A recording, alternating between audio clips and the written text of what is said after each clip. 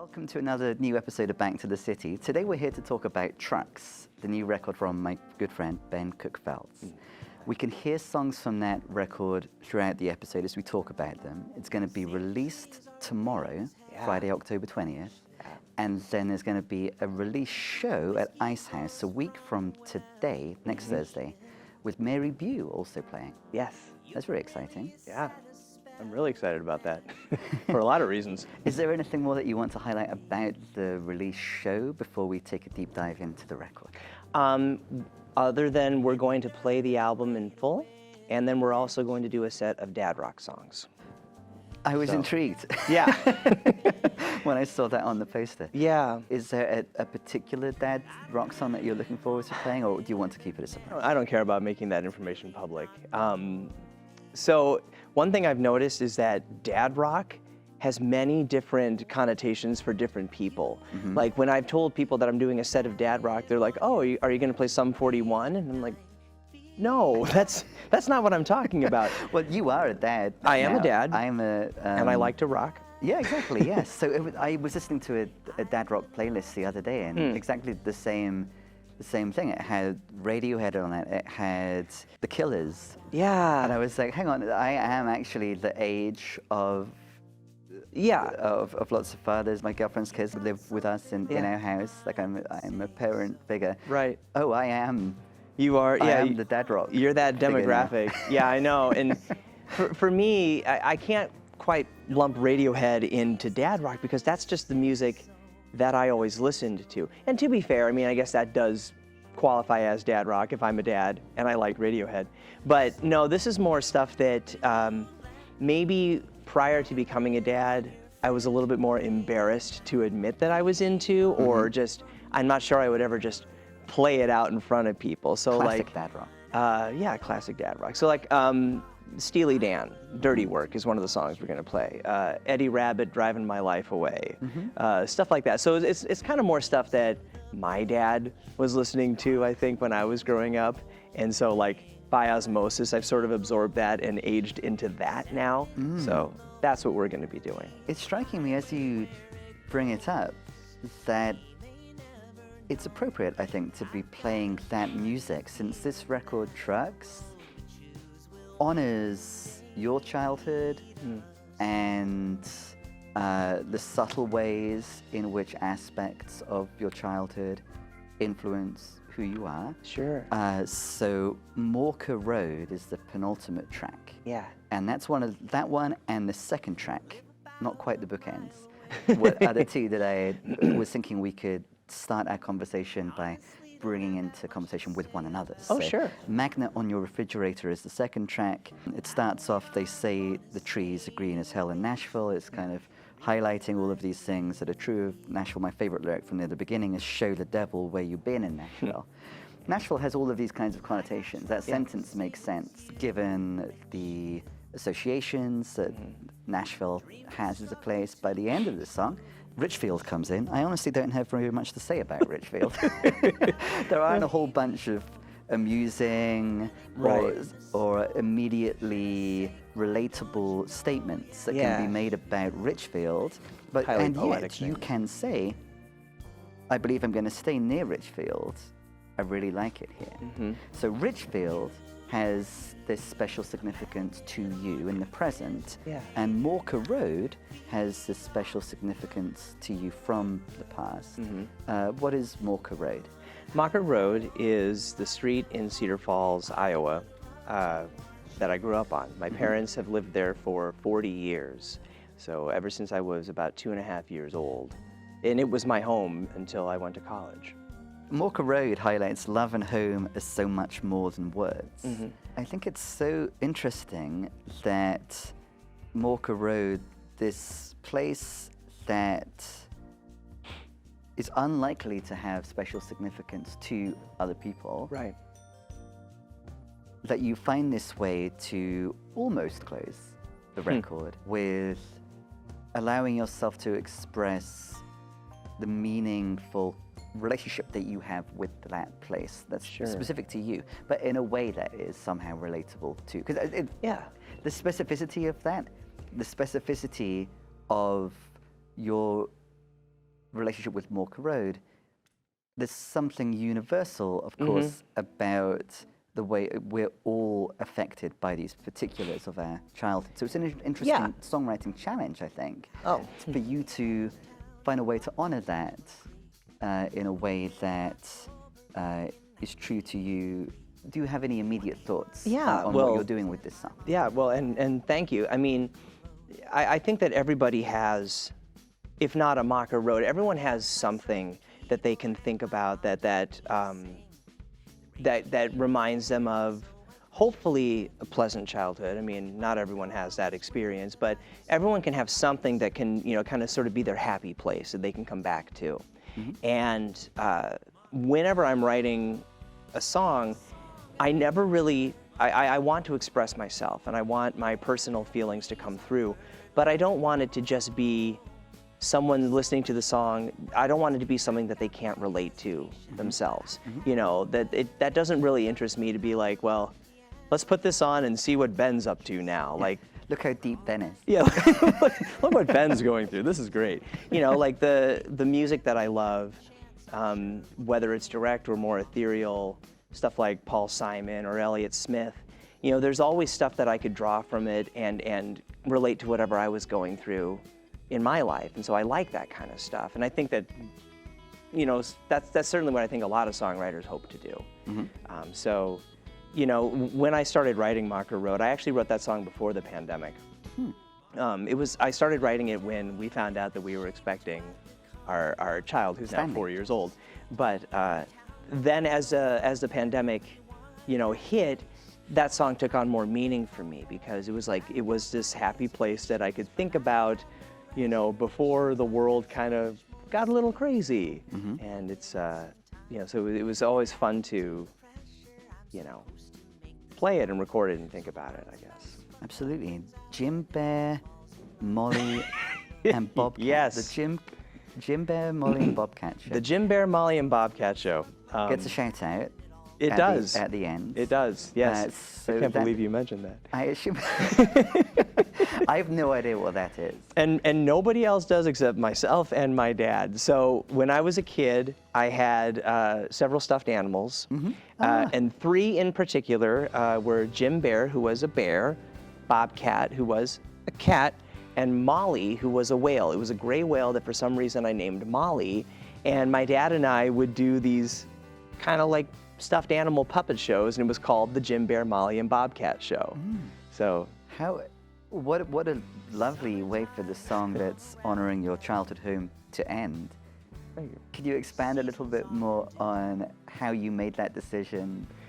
I wish I had something more sublime to say about it, but honestly, I was just going back through my memories right when I started recording the song, and I was like, I just want to throw this random shout out to something that's from my childhood. I like the idea of throwing in something that's totally unique to me, that only maybe 2 or 3 people are going to get, and then everyone else is like, oh, that's interesting. I'm glad I asked about it. Yeah. I assumed it was just like an American TV show that No.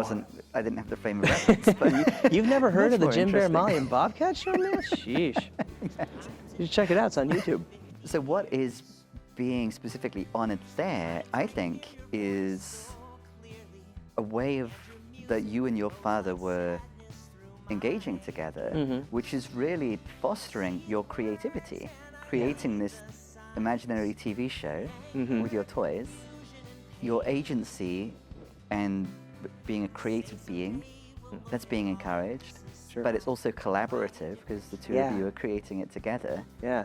And it makes a lot of sense that that would be celebrated in a record that you've, like in the one sheet and the promotional material, it was, I was reading and yeah, this rings true, that it is the most authentic, fully Ben Cook-Feltz record.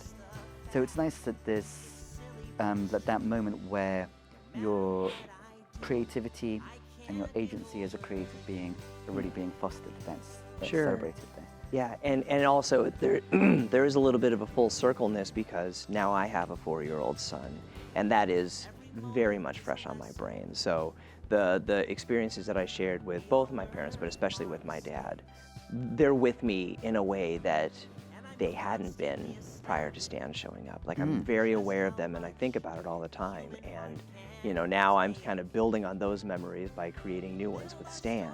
And so it does make sense that I was thinking about that, and then also trying to kind of connect it to where I am now and my relationship with my family and all of that.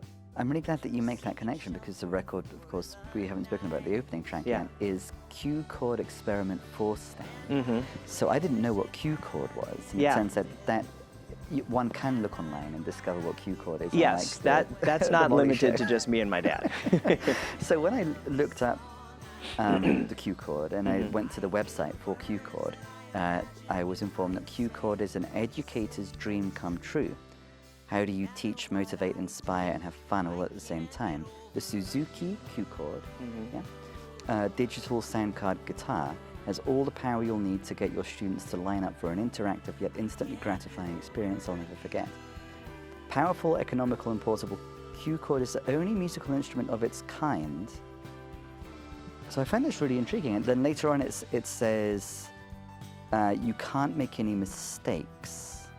You can't make a mistake. I can see that. So what is a Q chord? I was expecting to have a more simple explanation of what a Q chord is on the website. I find this all very intriguing. It is. But, and then I thought, oh, it's related to your kids. And so what's special about this instrument? Why does it get a shout out?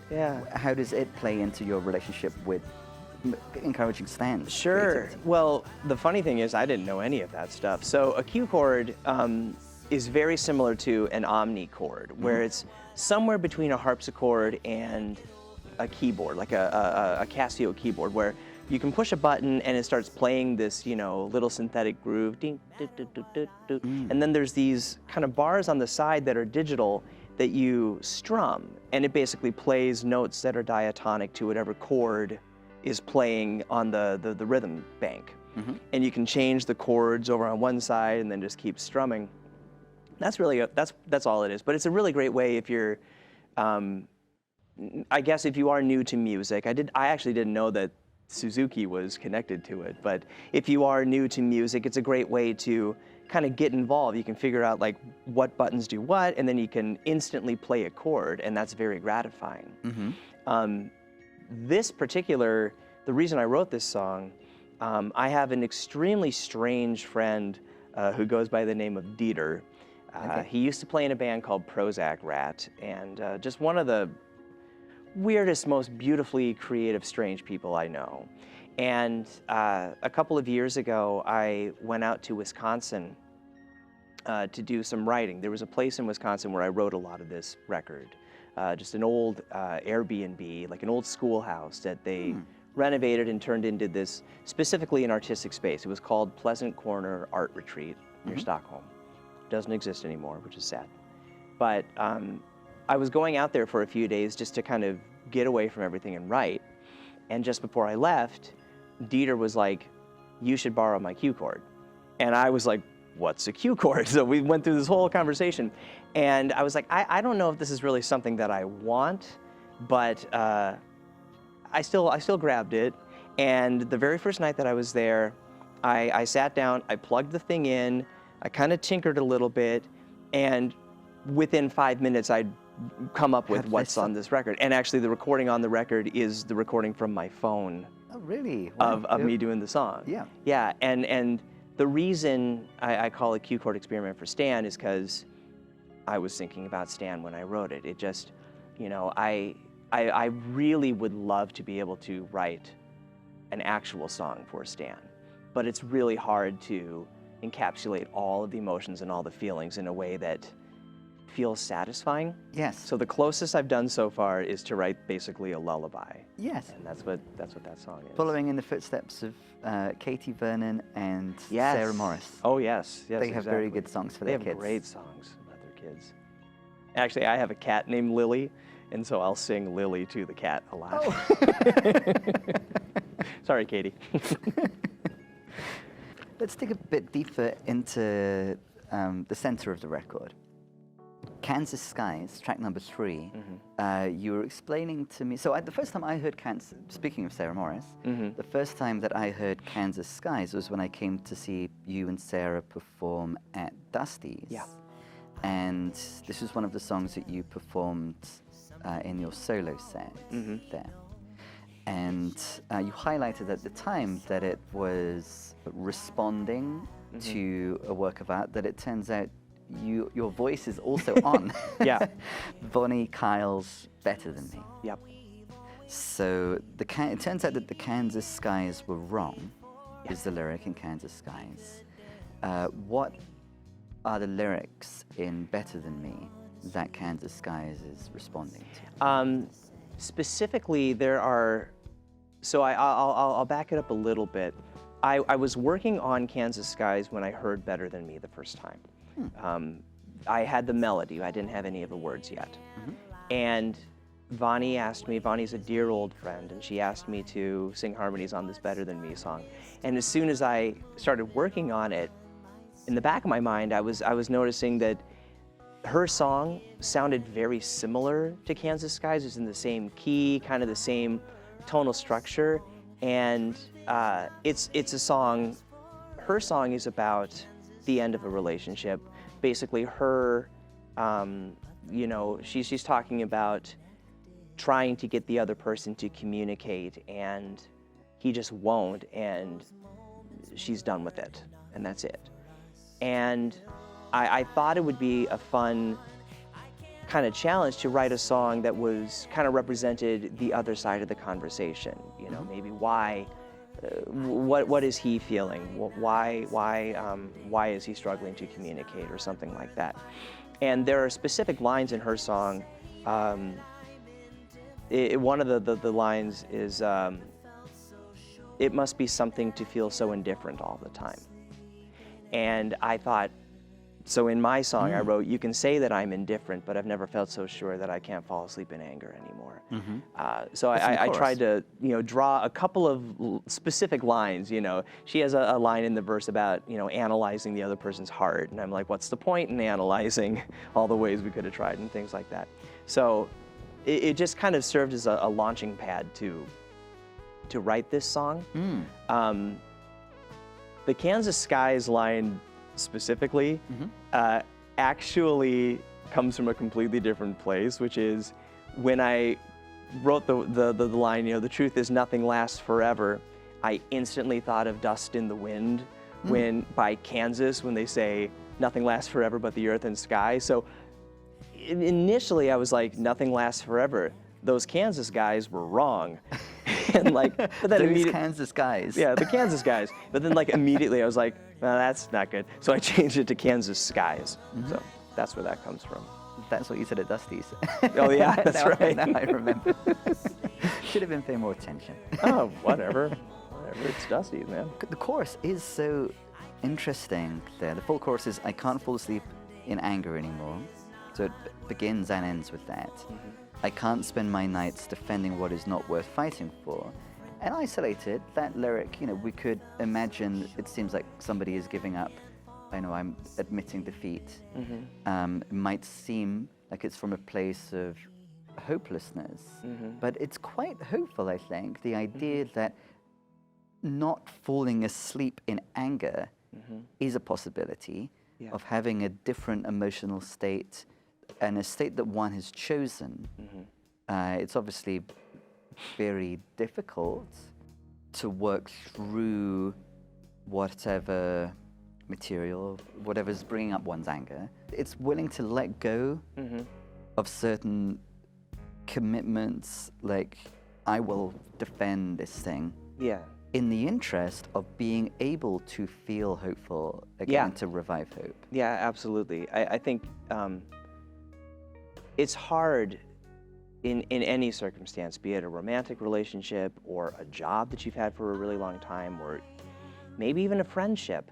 You know, there comes a point where you've been deeply invested, and sometimes the better thing to do is to walk away from it and move on, because, you know, there are just for your sense of well-being. Yeah. So it's to be one's authentic self. Exactly. And be able to feel one's full range of emotions and not be stuck in this instance, anger. Yeah, yeah. You're very good at analyzing this stuff, man. This is really fun. What's the point in analyzing? And now Simon has answered that for us. That's funny. So at the beginning, we were focusing on the relationship between you and your dad, and what I was seeing as an instance of your creative, like your inner child, being encouraged to play by your dad. And just then, in Kansas Skies, we were focusing on a character creatively dealing with a difficult situation and living creatively, I think. I think that's essentially committing to being their authentic self, removing themselves from a situation that is impeding that. And so let's carry on thinking about those kinds of themes and commitments in relation to Dreams in Quicksand, which are like right at the center. Dreams recognizes resolutions need patience to grow. So that I found myself connecting that moment with the resolve in Kansas Skies to not wake up in anger. Sure. Because there's a lot of journeying between the resolve, I'm not going to wake up in anger anymore, and the experience of not waking up in anger anymore. I think this is where you can tell that, at least for me, I can tell that I'm in my early 40s now.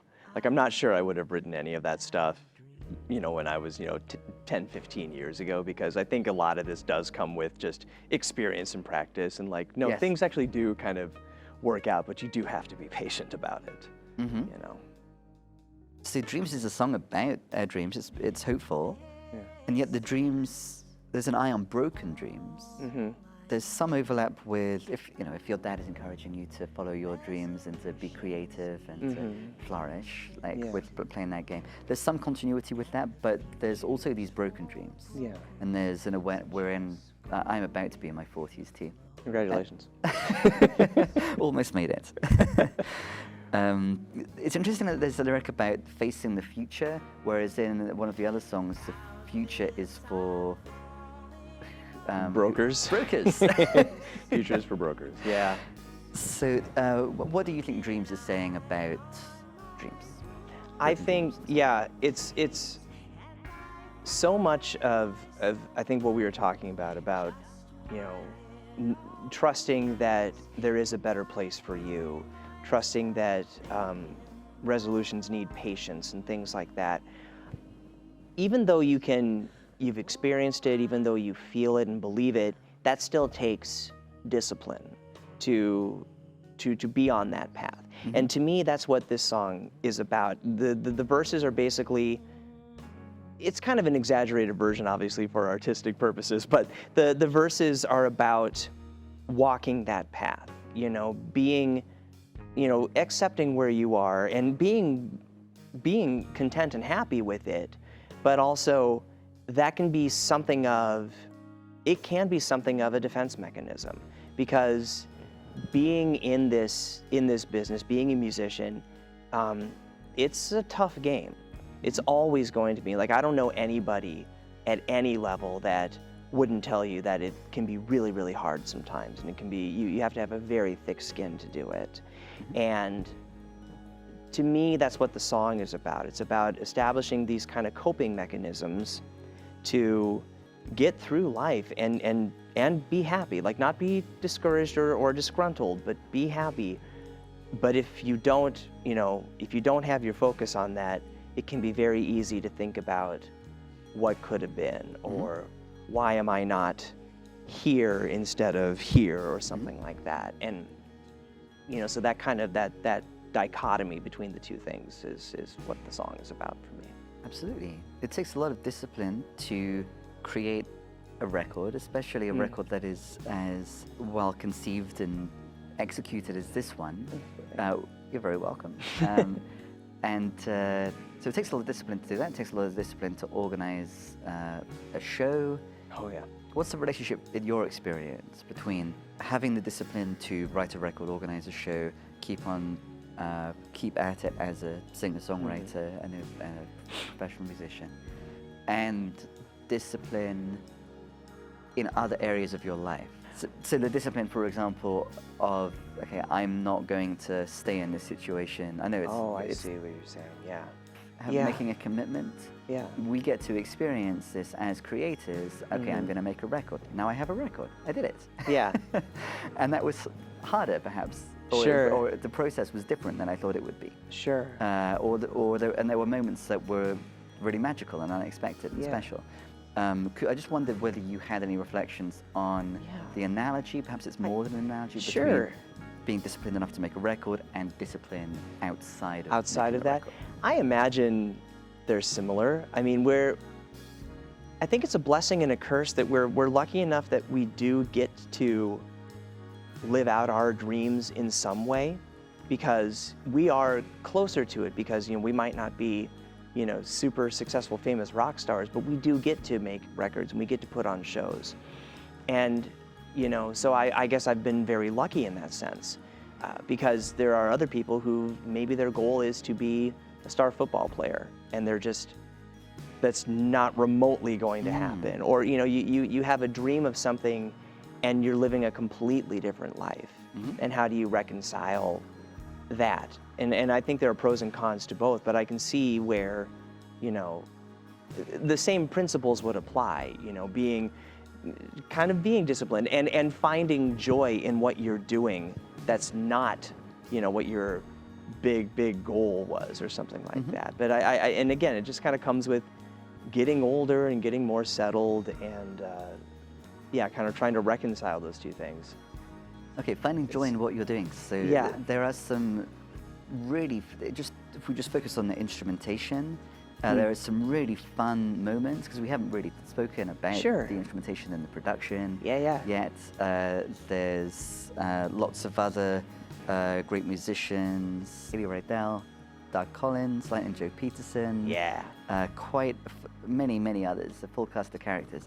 A lot of the humor comes through in the instrumentation. Oh, sure. So are there any instances of joyfully hitting upon this, like discovering, like there's so much texture to a lot of these songs, and playfulness. Are there any moments that are coming to mind of joyfully discovering, wow, this is really cool, that I've created something that sounds like this? Oh yeah, for sure. Actually, to go back to Dreams, the last 6 minutes of the song are just this extended instrumental coda, this big section where there's not flashy solos. I mean, it just kind of is a slow build of a thing. And the process of making that was really fun. It was just kind of cool. And again, there was some discipline in it, but just a lot of joy. Just be like, let's just roll with this for a while. And especially when Lightning Joe came in and added some B3. He's on a few tracks. He's one of my favorite musicians in town. He's just such a great player and such a great person, and has such a, to me, the way that he plays has such a fun, kind of wry sense of humor spirit to it. Absolutely, I think. And the stuff that he was contributing to that song especially just kind of elevated it to the next level. And it was, it's always fun. Like I love the actual process of record making. And I was really fortunate with this record that we had a lot of time to work on it. In the past, I've always had to, I've been kind of limited by the amount of time that I could book at a studio. So it's like, you have 2 days to get all the rhythm tracks down. So you rehearse the band, and then you go in there and you just kind of like crank it out, and then you do some overdubs later. This time around, we made most of the record at my co-producer Peter's basement. Peter Remiger? Peter Remiger. Peter Remiger. Yeah. And he and I have been working on records together since 2006. So long time partners in crime. But you know, he now has a house with a space that's really creative. It just has a great feel to it. And it was nice to be able to just, when a tune was almost ready, just go in and start to lay it down and build it up brick by brick. It was very creatively rewarding to be able to do it that way. And just to see, you know, the songs kind of came together like bread rising in an oven, where it was like just this gradual process, and eventually it got to the point where it's like, oh yeah, this feels good. We can move on to the next thing. The bread rising in the oven metaphor is something I encountered when I was working through the artist's way when I was stuck in England. And then I brought back to the city back, and I think the first interview that I did was with Sarah Morris. And she brought up the artist's way again. I realized, oh, cool. Sarah's always been referencing the artist's way. In all of my past interviews, I went back and listened back after the new interview. She's always referencing it. She's always talking about it, yeah.